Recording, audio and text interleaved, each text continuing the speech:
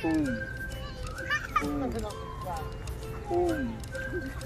Boom. Ang kulit eh. Boom. Inubos yun na yung almusal ko. Inubusan nila yung almusal ko. Wala na akong tinapay.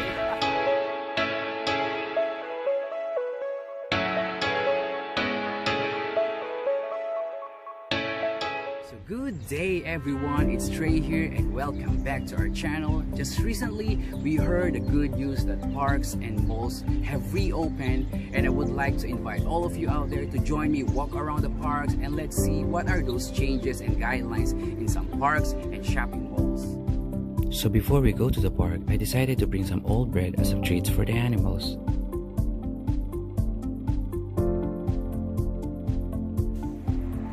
Such a good day to walk around, but according to forecast, it will be a bit rainy by this day.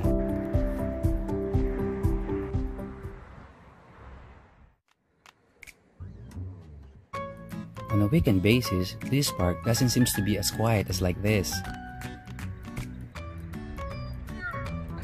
Usually, people gathers here together with their friends and family to do some outdoor activities. But for this time, it's only me and my wife are the ones who's enjoying the beauty of the park. Notice boards are still up to keep awareness for the people. And I get exhausted walking few minutes under the sun. Just try to imagine if this place is full of people, and that will be probably more exciting. Due to its quiet nature, I can even hear the chirping of the birds.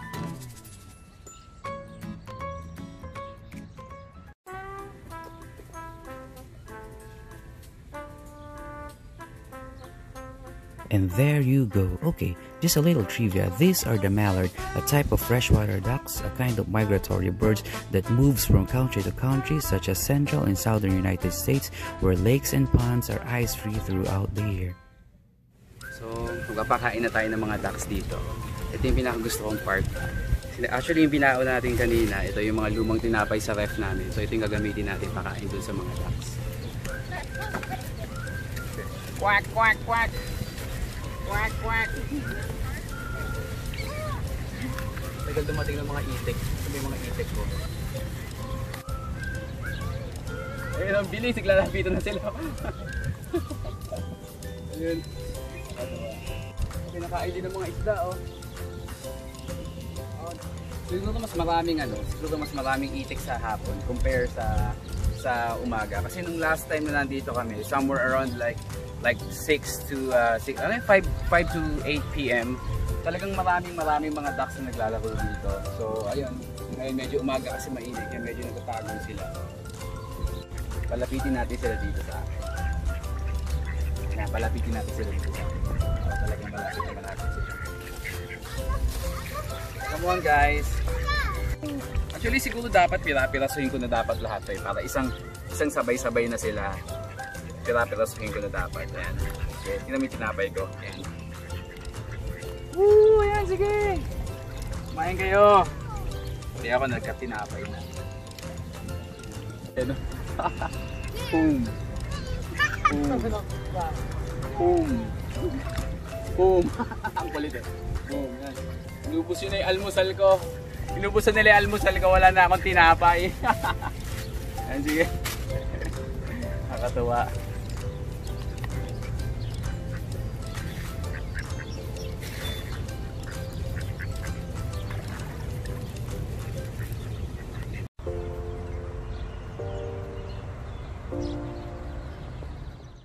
Ganda ng lugar dito kung makikita nyo lang. Ang daming mga hayop, ang daming mga iba't ibang klase mga halaman.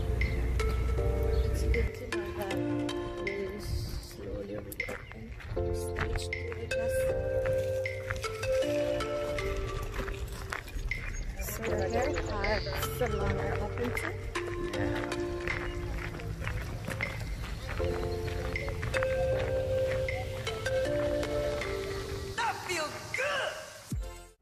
So here behind me is yung mga playground ng mga bata dito. Although open na yung park, pero they're still barricade the whole place. May mga barricade siya. So kids won't be able to play. So hindi pa rin nila pinapayagan na maglaro yung mga bata for the reason na gusto nilang syempre kaligtasan nila dahil iba yung resistance ng mga bata kumpara sa ating mga mature na at kaya na natin protektahan yung mga sarili natin. So even the parks are open, not considered those playgrounds for kids.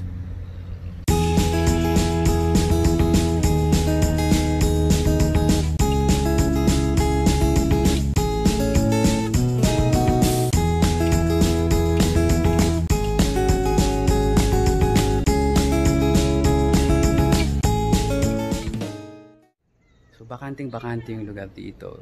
Siguro kung wala lang issue ng COVID, this whole place punong-puno to ng mga tao. Every weekend naglalatag sila dyan ng mga carpet nila at nagdadala sila ng mga pagkain nila and for them to enjoy time with their family and friends.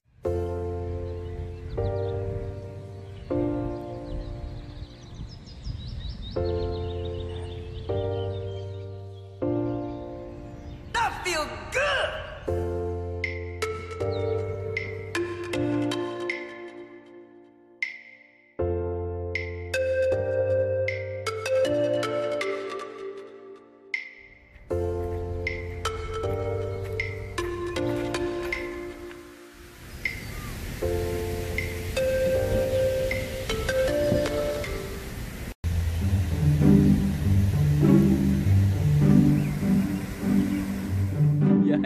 May sprinkler! So nakita natin kung anong meron dito sa park namin. Medyo strict pa rin sila sa ibang mga rules. So ngayon, punta naman tayo sa nearest shopping mall, the Bramley City Center.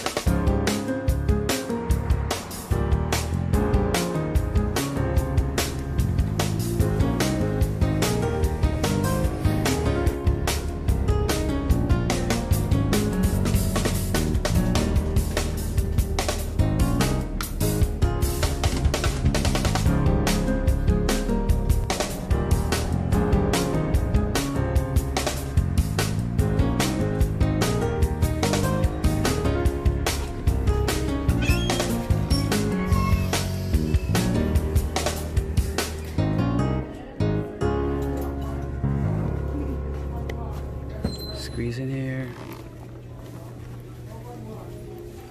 Sa gel. Yun, halos lahat ng mga shops dito nagre-require sila magsuot ng face mask. Unfortunately, wala kaming baong face mask. Kaya maghanap kami ngayon ng face mask. May baon kaming prayers.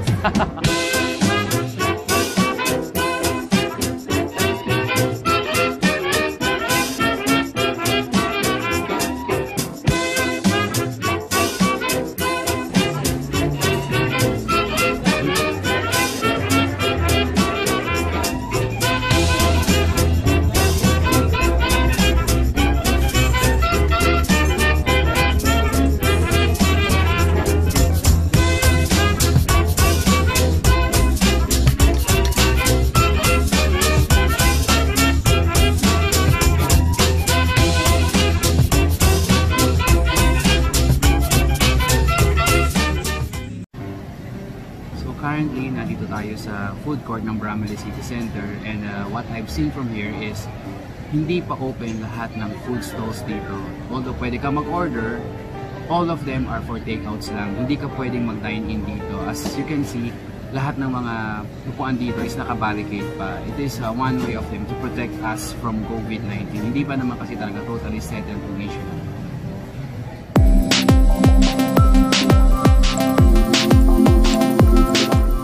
Ito,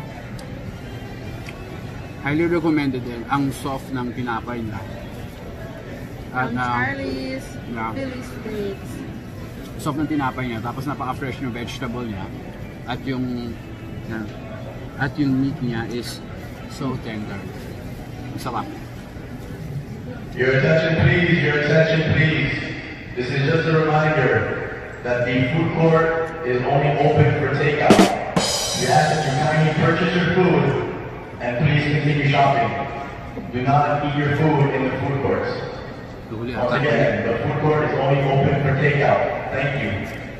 Huli ata kami, so alis muna kami. Ako muna yan. So, maglalakad-lakad na lang kami habang kumakain ito. Yung drinks, kumuda lang.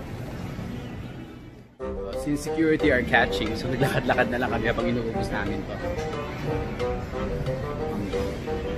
Ang uhuli yung security guard. So we cannot in here, sir? No eating here. Yeah, sorry. We can walk while eating, right? You can walk while eating, but you can't eat. Thank you so much. Yeah. There's no recording in the mall either. Oh, sorry. Okay, so sa observation ko, sa sobrang boredom na rin kasi ng mga tao na matagal-tagal nang naka-lockdown for about 4 months na nakasarado ang mall. Although hindi naman ganun ka-strict ang lockdown dito sa Ontario, dito sa amin, dahil nakakalabas pa rin naman kami. Yun nga lang, lahat ng shopping malls sarado. Only essential businesses are open.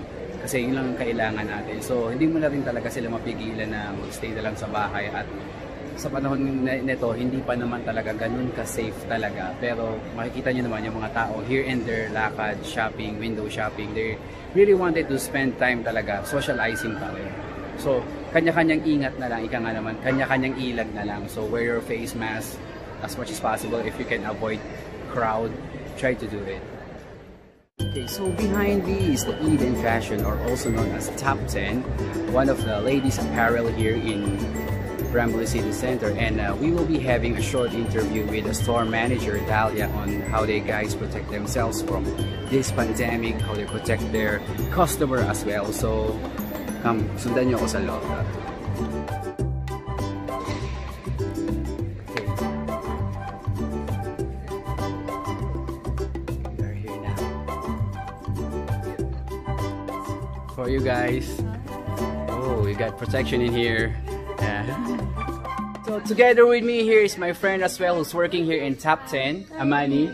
Okay, so Amani, okay, are you guys, since we have soft opening right now, you guys are scared of what's going on, or what do you think? It's really scary, but like we all like prepared, you know, like the mask, the hygiene and everything else, so that makes like good, and you just feel like more confident to work and like you're in a like safe area. So okay. Yeah. Okay. Thank you so much, Amani. Thank you. So currently we are here inside the Top 10 shop.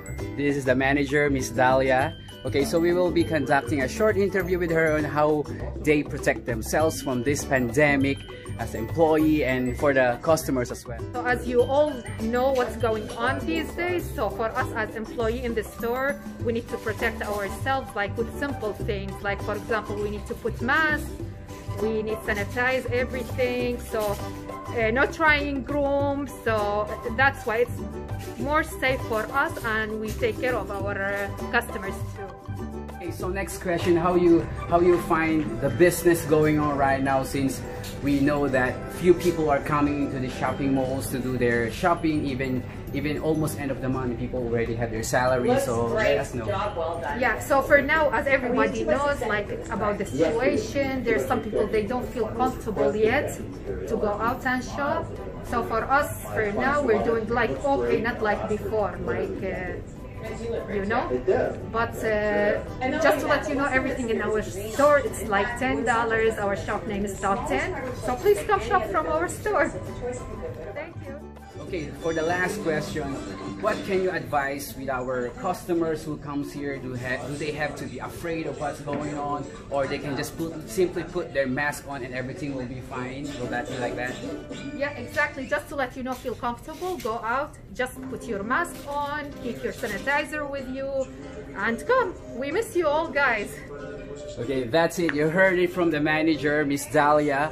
So everything will be fine here. Just put on your mask. Don't forget to, to bring sanitizers as well. So, but the thing is, like, we're not allowed to try the clothes for this time being. But eventually, things will be coming back to normal, and things hopefully will into better by the next coming few months. So thank you so much, Miss Dalia. So apparently I cannot give you a shake hands because we are on the supposed to be in a distance, but anyway, thanks for giving us a time and giving us the proper answer for us to be aware of what precaution that we have to do when we are out and go for shopping. Thanks so much. Thank you so much. Thank you. I really appreciate it. Thanks. Bye. So that's all for today, guys. I hope you have a wonderful day. Don't forget to like, subscribe, and click the notification bell so you won't miss any single videos that I'll be releasing soon. And I'm out now. Adios.